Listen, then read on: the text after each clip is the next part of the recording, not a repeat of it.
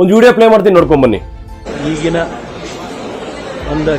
ಇತ್ತೀಚಿನ ದಿನದಲ್ಲಿ ಪಶ್ಚಿಮ ಬಂಗಾಳ ಎಲೆಕ್ಷನ್ ಆದ್ಮೇಲೆ ಆದಷ್ಟು ಜನ ಪಶ್ಚಿಮ ಬಂಗಾಳದಿಂದ ಬರ್ತಾ ಇದ್ದಾರೆ.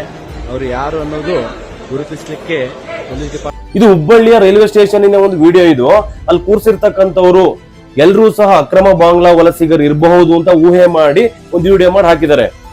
ಅವ್ರೇನಾದ್ರೂ ಅಕ್ರಮ ಬಾಂಗ್ಲಾ ವಲಸಿಗರಾಗಿದ್ದಾರೆ, ಅವ್ರ ಹತ್ರ ವೋಟರ್ ಐಡಿ ಇದೆಯೋ ಆಧಾರ್ ಕಾರ್ಡ್ ಇದೆಯೋ ಗೊತ್ತಿಲ್ಲ, ನೆಕ್ಸ್ಟ್ ಇಲ್ಲಿ ಬಂದ್ರು ಅಂತಂದ್ರೆ, ನಮ್ಮ ರಾಜ್ಯದ ಒಳಗಡೆ ಬಂದ್ರು ಅಂತಂದ್ರೆ ನೆಕ್ಸ್ಟ್ ವೋಟರ್ ಐಡಿ ಮಾಡಿಸ್ಕೊಳ್ತಾರೆ, ಆಧಾರ್ ಕಾರ್ಡ್ ಮಾಡಿಸ್ಕೊತಾರೆ, ಸರ್ಕಾರದ ಸೌಲಭ್ಯಗಳನ್ನ ತಗೊಂತಾರೆ, ನಮ್ಮ ಟ್ಯಾಕ್ಸ್ ದುಡ್ಡಲ್ಲಿ ಆರಾಮಾಗಿ ಬದುಕಿ ಬಾಳ್ತಾರೆ. ಇಲ್ಲಿ ನೆಕ್ಸ್ಟ್ ದರೋಡೆಗಳಾಗ್ಬೋದು, ಕೊಲೆಗಳಾಗ್ಬೋದು, ಅವರು ರಾಜ್ಯಕ್ಕೆ ಮಾರಕ ಅಂತ ಸ್ಪಷ್ಟವಾಗಿ ಹೇಳ್ತೀನಿ.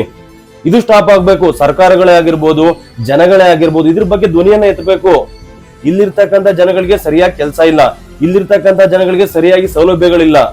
1947 ನಂತರ ಸ್ವಾತಂತ್ರ್ಯ ಸಿಕ್ಕ ಮೇಲೆ ಯಾರೆಲ್ಲ ಇಲ್ಲಿ ಮೂಲ ನಿವಾಸಿಗಳಾಗಿ ಉಳ್ಕೊಂಡ್ರಲ್ಲ, ಹಿಂದೂಗಳಾಗಿರ್ಬೋದು, ಕ್ರಿಶ್ಚಿಯನ್ ಆಗಿರ್ಬೋದು, ಮುಸ್ಲಿಂ ಆಗಿರ್ಬೋದು, ಯಾವುದೇ ಧರ್ಮದವರಾಗಿರ್ಬೋದು, ಅವ್ರಿಗೆಲ್ಲ ಇಲ್ಲಿ ಉಳ್ಕೊಂಡು ಇಲ್ಲಿ ಬದುಕಲಿಕ್ಕೆ, ಇಲ್ಲಿ ವಾಸಿಸ್ಲಿಕ್ಕೆ ಅರ್ಹತೆ ಇದೆ.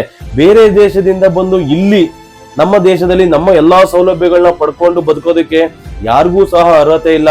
ಇದನ್ನ ಸರ್ಕಾರ ತಕ್ಷಣವೇ ತಡೆ ಹಿಡಿಬೇಕು ಅಂತ ಈ ವಿಡಿಯೋ ಮುಖಾಂತರ ಕೇಳ್ಕೊಳ್ತಾ ಇದ್ದೀನಿ. ಎಲ್ರಿಗೂ ಒಳ್ಳೇದಾಗ್ಲಿ.